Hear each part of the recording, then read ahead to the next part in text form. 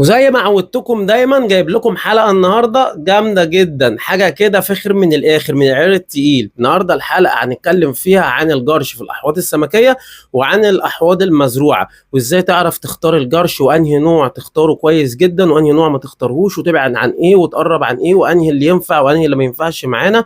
كل الأسئلة اللي بتدور عن الجرش موجودة في الحلقة دي، وحلقة دسمة جدا، وأي سؤال بيدور في ذهنك عن موضوع الجرش ده هتلاقي له بإذن الله إجابة هنا. على العموم روح هات لك كوباية شاي وتلاعض قدام الحلقة دي عشان تقيلة قوي، ولو في أي استفسار أو أي حاجة أنا ما قلتهوش في الحلقة دي اكتبه لنا في الكومنت تحت وأنا هرد عليك. بس قبل كل الكلام ده طبعا هتعمل تقدير للمجهود اللي احنا بنعمله، وهتعمل اللايك الجميل، وكمان لو المجتمع بتاعك مليان أحواض سمكية وصحابك كمان بيربوا أحواض سمكية اعمل لنا شير وساعد على انتشار الصفحة عندنا. يلا بينا نكمل. السؤال رقم واحد، ايه افضل جرش استخدمه في حوضي؟ هقول لك يا سيدي، سواء الاحواض السمكيه او الاحواض المزروعه دي حاجه راجعه لذوقك. لو انت بتحب الارضيه تبقى سودة يبقى عندك البازلت على ابوه زي ما بيقولوا، البازلت اللي هو الاسود البيور اللي ما فيهوش اي حاجه متخلطه. ولو انت بتحب الحاجات الفواتح يبقى عندك رمله الفلاتر. الرمله دي كويسه جدا ونظيفه واثبتت فعاليتها وكفاءتها في الاحواض المزروعه والاحواض كمان السمكيه، وعشان مش متخلطه وما فيش اي حاجه معاها وما بتعملش اي نوع من انواع المشاكل. في عندك بقى الكوارتز الابيض. الكوارتز الابيض ده هو اللون الطبيعي للون الكوارتز، وهو يعني زي ما بيقول كده ايه، ورقه جوكر للناس اللي بتحب الاحواض الفاتحه شويه مع الحصوه اللي هي اللي مش مدوره، اللي هي المكعبره حبه.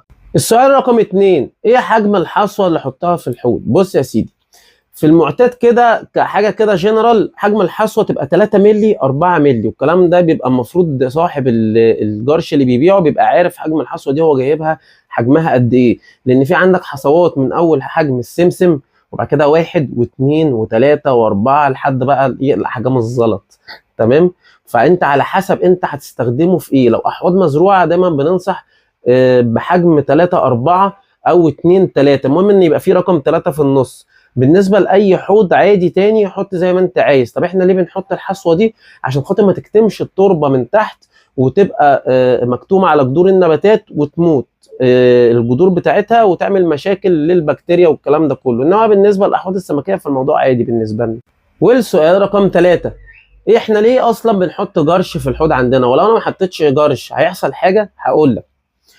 الجرش دوت هو محاكاة للطبيعة بتاعة الأسماك، هي بتعيش في الطبيعة فلازم ليها أرضية هي بتشوفه. على فكرة الجرش بيعكس على ألوان الأسماك وبيخليها تظهر الألوان بتاعتها على حسب نوع السمكة وعلى حسب البيئة بتاعتها، والكلام ده هنتكلم فيه في الأسئلة اللي جاية. الحاجة التانية إن هي بتكون مستعمرات بكتيرية كويسة جدا، وبتعتبر ميديا وسلاح ذو حدين، ان انت تدي منظر طبيعي وحاجه تريح العين في الارضيه من تحت، وفي نفس الوقت موضوع البكتيريا اللي بتكونها فيها دي وان هي تلحقك بقى من موضوع تحلل الامونيا وتحولها لنيتروجين ونترات والكلام. تالت حاجه وده الاهم، الزراعه. احنا كده كده بنزرع في التربه دي عشان خاطر تبقى وسط للجذور، ان هي النباتات تمد فيها جذورها وتبتدي تمسك في الارض، وفي نفس الوقت تتغذى من الفضلات اللي بتنزل من السمك مع تحول الامونيا لنيتروجين لنترات ونيتريت ونيتروجين، تستفاد منه في عمليه البناء الضوئي والتغذيه. السؤال رقم 4، رمله السيليكا البيضاء ينفع ادخلها في اي حوض سمك عندي وخلاص؟ لا يا سيدي، رملة السيليكا مخصصة لأحواض الأسماك الأفريقي فقط، لأن هي ليها شبه تفاعل بسيط مع المية، بتعلي من البي اتش، يعني بتعليه من 7 لحد وانت طالع لحد 8 و9، والكلام ده كويس جدا ومحاكي جدا للأسماك الأفريقي، وهو بيبقى مبسوط قوي في الحتة دي وبيساعده كمان في حتة البريدنج والتفريخ. عشان كده كنت من شوية بقول لك إن التربة اللي بتبقى موجودة في الأرضية لونها وطبيعتها بيفرق جدا مع انواع اسماك معينه، وبيفرق جدا معاها في موضوع البريدنج والتفريخ، زي مثلا ممكن الامريكي سمكه الكربنسس، وفي اسماك كتير جدا بتحب تحفر في الارض عشان خاطر ده بيساعدها في موضوع التفريخ شويه وكده. وبالمناسبه على فكره رمله السيليكا ما بتخشش الاحواض المزروعه خالص، احنا متفقين ان اي حاجه ناعمه ما بتخشش الاحواض المزروعه عشان خاطر ما تكتمش التربه والزرع يموت او يحصل له حاجه او تعفن في الجذور. طيب في السؤال رقم 5، كل قد ايه انضف الجرش؟ بص، لو انت حوضك مزروع فانت مش هتحتاج ان انت تمد ايدك نهائي الحته اللي تحت دي. في الاحواض المزروعه الربع الاخير للحوض ده للقص وللزراعه، للتنظيف لا، للعفره لا، للتقليب لا. ليه؟ عشان خاطر ده هو الوسط المستقر للزرع ومد جذوره، زي ما عاملين نتاكد على المعلومه دي، واستقرار التربه واستقرار البكتيريا، والبكتيريا اللي ماسكه في الجذور واللي بتساعد على تغذيه الزرع والكلام ده كله. انما لو انت في حوض سمك عادي جدا، مد المكنسه بتاعتك او مد الخرطوم بتاعك في الارضيه مع اعتبار يكون في شبكه، ونظف الارضيه كويس جدا، ومن وقت للتاني قلب الحوض من ارضيه الحوض عشان خاطر تلم الفضلات وتتخلص منها في تغيير الميه، بس ما تعفرش جامد عشان خاطر ما تهدش الاستقرار البكتيري اللي موجود تحت في التربه وتخسر الحته. السؤال رقم 6، هو في جرش مضر للاسماك؟ في جرش بيبقى ملون ومدهون زي اللي انت بتشوفه في السوق، اللي بقى حبايه لونها اخضر وحبايه صفراء وحبايه خضراء والكلام ده من الاسباب الاساسيه اللي انت اول ما بتشوفه وتروح تجري تجيبه. ده من الاسباب الاساسيه لموت الاسماك، لان هو اصلا مدهون بماده كيميائيه وبتطلع في الميه وبتمسك في الخياشيم بتاعت السمك وتعمل مشاكل. اي نوع جرش على غير طبيعته مدهون فهو مضر بالاسماك. اي جرش واخد دوكو، اي جرش داخل فرن، اي جرش مرشوش فهو على غير طبيعته فهو مضر بالاسماك. كسر الجرانيت، كسر سن المباني، البازلت بتاع كناسه المحاجر اللي بيبقاش على طبيعته وبيبقى فيه حصوه بيضاء وحصوه حمراء وحصوه خضراء وحصوه صفراء، كل الكلام ده مضر بالاحواض لانها بتتفاعل مع الميه جامد جدا، ودي بيعتبروا من الصخور الجيريه اللي بتطلع من نسبه الجير بتلعب في البي اتش بتاع الحوض جامد، فبتلعب في المعدلات بتاعت استقرار الميه، وده بيأثر على صحه السمك وبيأذيه جامد. السؤال رقم 7، السؤال ده بقى جامد قوي. هل ينفع ان انا اجيب رمله البحر اللي هي العجمي وانزلها في الحوض عندي؟ لا يا سيدي، ما ينفعش خالص. اولا دي رمله بتاعت بحر، يعني مليانه املاح بحريه، والاملاح البحريه اللي هناك دي على حد معلوماتي، والله اعلم ان انا هقوله دوت، بس انا متاكد بنسبه 70% من اللي هقوله ده ان هي بيبقى برضو فيها بكتيريا وفيها كائنات دقيقه والكلام ده كله، وليها وسط بتبقى عايشه فيه.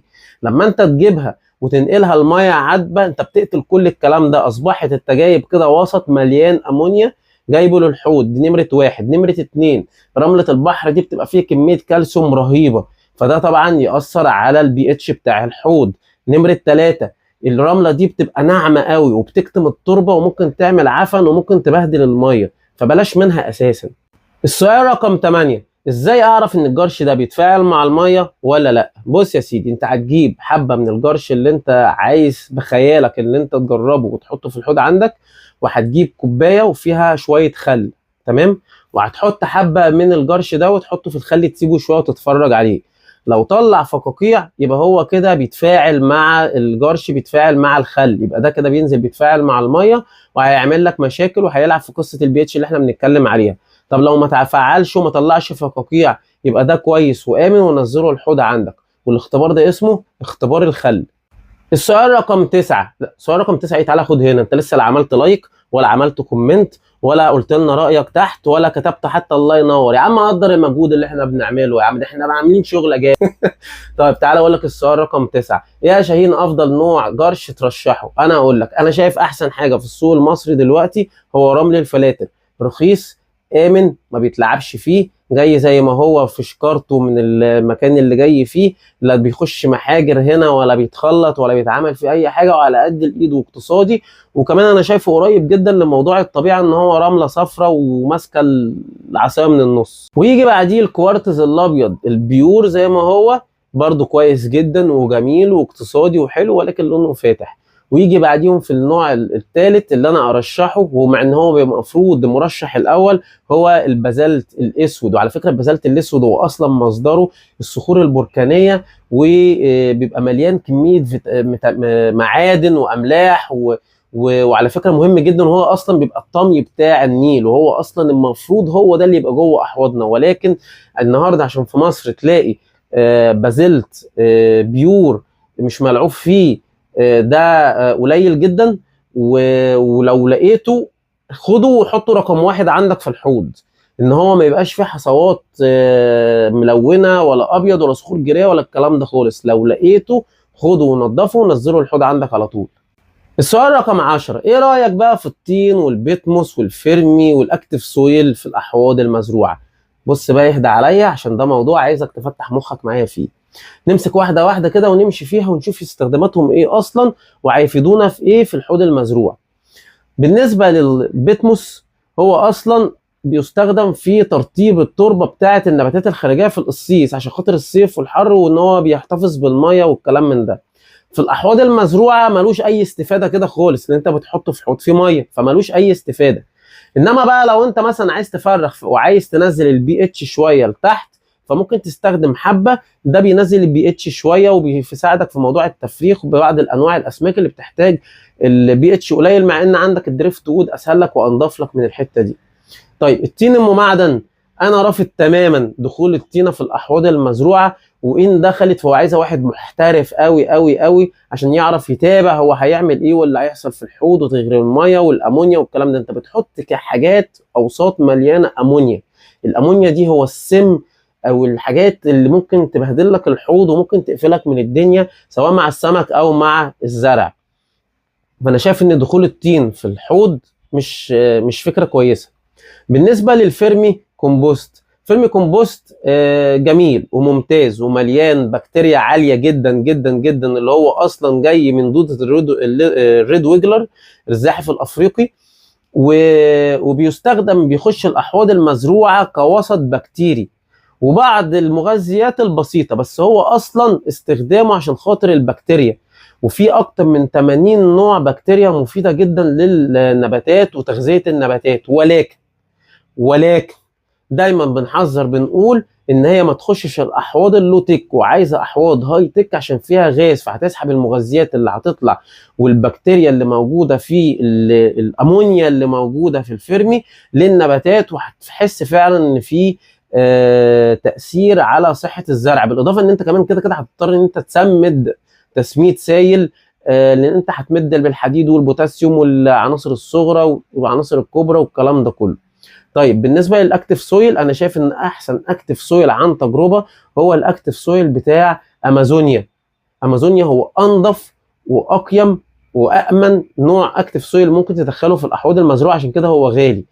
اي نوع تاني صيني، اي نوع تاني من الانواع الصينيه مرفوض بصراحه دخولها الاحواض المزروعه عن تجربه فيها نسبه فوسفات عاليه قوي وعملت مشاكل لا حصر لها في الاحواض النباتيه. برضه ليها تجربه مع الاكتيف سويل بتاع جي بي ال، جميل ممتاز امن مستقر ما بيفرولش ما بيفتفتش بسرعه، ومستقر وكويس جدا. وانا شايف ان الاختيارين اللي انا قلت عليهم دول كويسين، غير كده لا.